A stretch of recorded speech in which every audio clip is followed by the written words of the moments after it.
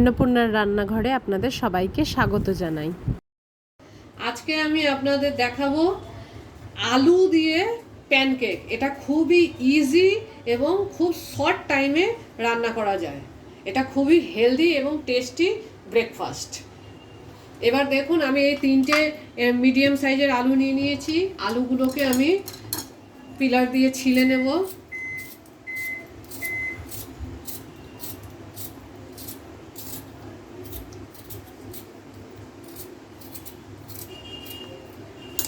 নিয়ে আলুগুলোকে আমি এইভাবে পাতলা পাতলা করে কেটে নেব, গোল গোল করে। এইভাবে আমি সব আলুগুলো কেটে নেব। এছাড়া আমি নিয়েছি 2টো ডিম, 50 গ্রাম মতো চিজ গ্রেট করে নিয়েছি। আর আমার একটু অল্প হালকা মশলা লাগবে, সেটা আমি আপনাদের যখন রেসিপিটা দেখাবো তখন বলে দেবো। দেখুন, আলুগুলো সব আমি এরকম পাতলা পাতলা করে কেটে নিয়েছি এবং ভালো করে ধুয়ে নিয়েছি। এবার আমি এতে দেখুন অল্প একটু নুন, 1 চিমটি মতো নুন দিলাম।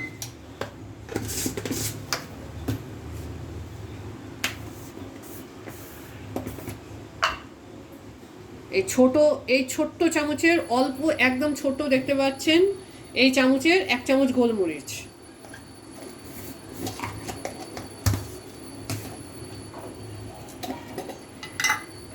দিচ্ছি। 1 চামচ, এই বড় টেবিল স্পুনের 1 চামচ, এরকম পুরো প্লেন করে 1 চামচ কর্নফ্লাওয়ার। আমি 2 চামচ কর্নফ্লাওয়ার দিলাম। আবার এই প্লেন করে 1 চামচ ময়দা। এটাকে আমি ভালো করে মাখলাম।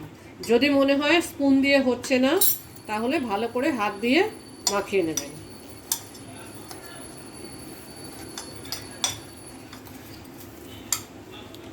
এক্সট্রা জল দেওয়ার দরকার নেই, আলুর গায়ে এমনি জল থাকে ধোয়ার পরে, সেই জলটা দিয়েই ভালো করে মাখলে মাখা হয়ে যাবে।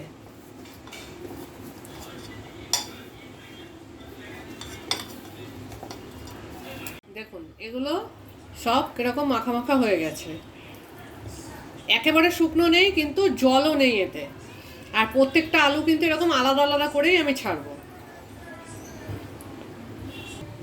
এবার আমি রান্নাটা শুরু করব। গ্যাসটা প্রথমে আমি জোরেই জ্বেলে নিয়েছি। দেখুন, খুবই অল্প তেল, খুবই অল্প, 1/2 চামচ মতো তেল দিয়েছি। তেল দিয়ে পুরো প্যানটায় আমি এটা ঘুরিয়ে নিলাম। তেলটা গরম হতে দিলাম। দেখুন, তেলটা কিন্তু গরম হয়ে গেছে। আর আমি 1/2 চামচ তেল দিয়েছি, তাই পুরো তেলটাই কিন্তু এর মধ্যে লেগে গেছে। খুব একটা এক্সট্রা তেল নেই। এবার গ্যাসটাকে আমি একদমই সিম করে দেবো, একদম সিম করে দিয়ে এবার প্রত্যেকটা আলু এরকম একটা একটা করে নিয়ে, একটার উপরে একটা, হাফ হাফ করে, যাতে আলুর সাথে আলু লেগে থাকে, এইভাবে আমি সাজিয়ে দেবো।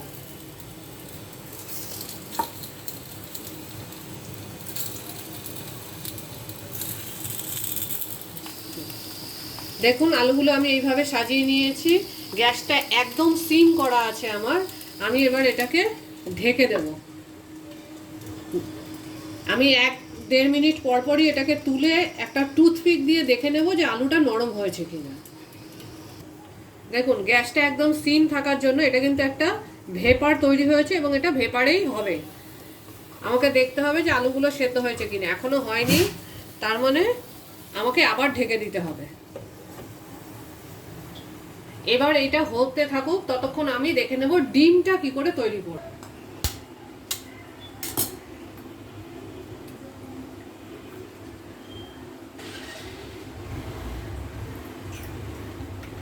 ডিমের কুসুমটা যেন ভেঙে না যায়, ডিমের কুসুমটাকে আমাকে একটা আলাদা বাটিতে তুলে নিতে হবে।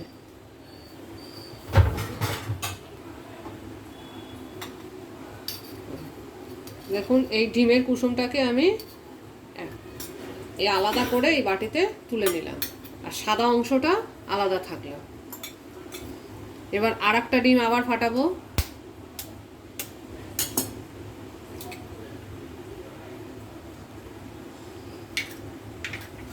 ফাটিয়ে এই ডিমের কুসুমটাকে আলাদা করে তুলে নিলাম, আর সাদা অংশটা আলাদা থাকলো।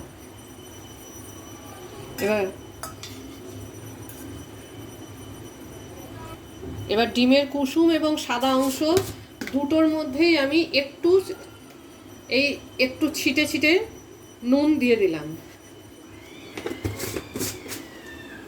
দিয়ে ডিমের কুসুমটাকে ভালোভাবে ফাটিয়ে নেব।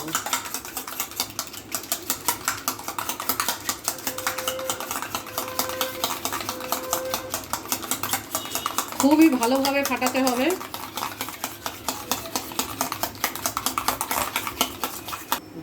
দেখুন ডিমের কুসুমটা কিন্তু একদম খুবই ভালোভাবে ফেটে গেছে, একদম ফেনা টাইপ হয়ে গেছে।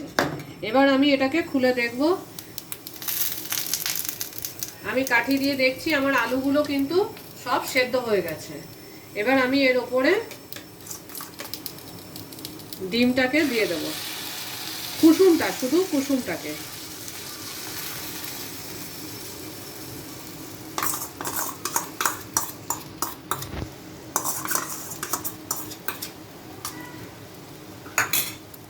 এবার আবার আমি একটু ঢেকে দিলাম। গ্যাস কিন্তু আমার একদম সিম করাই আছে। এইবার আমি সাদা অংশটা করব। এবার ডিমের সাদা অংশটা কিন্তু ছোট বাটিতে ফেটানো যাবে না, একটা আমি বড় পাত্রে ঢেলে নিলাম, কারণ এটাকে আমাকে খুব ভালো করে ফেটাতে হবে এবং হ্যান্ড ব্লেন্ডারও আপনি ইউজ করতে পারেন, যাতে এটা পুরো ফেনা হয়ে যায়। আগে হাত দিয়ে ভালো করে ফাটিয়ে নিতে হবে, তারপরে যখন এটা একটু বেশি হয়ে আসবে তখন আমাকে ব্লেন্ডার দিয়ে ফাটাতে হবে। দেখুন ডিমটা আমার কিন্তু সাদা অংশটা ভালো করে ফেটানো হয়ে গেছে। এবার আমি এতে হাফ টি স্পুন চিনি দিয়ে দেবো। চিনি দেওয়ার পরে এবার আমি এটাকে ব্লেন্ডারে ফাটাবো, এবং এটা অনেকক্ষণ ফাটাতে হবে যাতে পুরোটা ফেনার মতো হয়ে যায়। আপনাকে কিন্তু অনেকক্ষণ ধরে এটাকে ফেটাতে হবে। এবার দেখুন আমার ডিমটা কিন্তু অনেকটা জমে গেছে, দেখতে পাচ্ছেন আপনারা। এবার এটাকে আমি আস্তে করে ধরে উল্টে দেব। গ্যাস আমার কিন্তু সিম করাই আছে। এবার আমি আবার মিনিট খানেকের জন্যই ঢাকবো। দেখুন আমার ডিমটা কিন্তু ফেটিয়ে অনেকটা বেশি হয়ে গেছে। আপনারা এরকমও ফাটাতে পারেন, আর একটু বেশি করেও ফাটাতে পারেন, কোনো অসুবিধা নেই। আমি এরকমই ফেটালাম। দেখুন আমার এই জিনিসটা কিন্তু তৈরি হয়ে গেছে। এটা কিন্তু প্যানকেকের একটা সাইড মোটে। এরকম আমাকে আরও একটা বানাতে হবে, কিন্তু সেটা ডিমের সাদা অংশটা দিয়ে। এবার আবার আমি একটু হাফ চামচ মতো তেল দিয়ে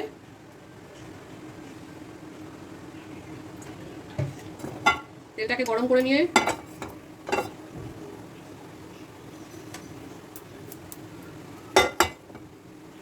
গ্যাসটা আবার সিম করে দিয়ে আলুগুলো সেম পজিশনে আবার সাজিয়ে দিতে হবে। আলুগুলো সেম পজিশন করে দিতে হবে যেরকম আমরা আগে করেছিলাম। এবার দেখুন আমি দেখে নিচ্ছি আমার আলুগুলো নরম হয়েছে কিনা। আমি দেখতে পাচ্ছি আলুগুলো নরম হয়ে গেছে। এবার আমি আবার যেই ডিমের সাদা অংশটা ফেটিয়ে রেখেছিলাম সেটাকে এর ওপরে দিয়ে দিলাম।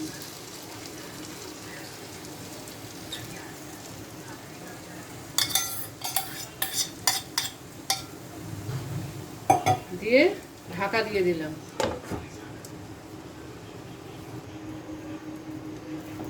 দেখুন আমার ডিমটা এবং আলুগুলো হয়ে গেছে। এবার আমি এটাকে একটু উল্টে দেব।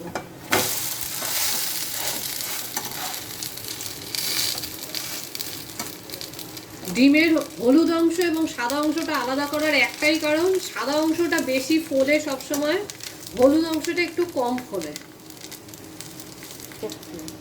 এবার আমার এই অংশটা হয়ে গেছে। এবার আমি এটাকে প্লেটে তুলে আগের অংশটাকে আবার এখানে দিয়ে দেব। আমার গ্যাস সিমই আছে। এর ওপরে আমি এই যে গ্রেট করে রাখা চিজগুলোকে দিয়ে দেব।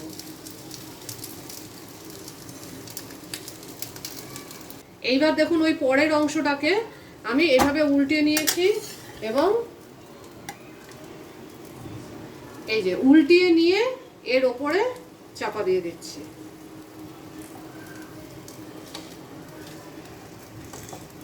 আবার আমি 1 মিনিটের জন্য ঢেকে দিলাম।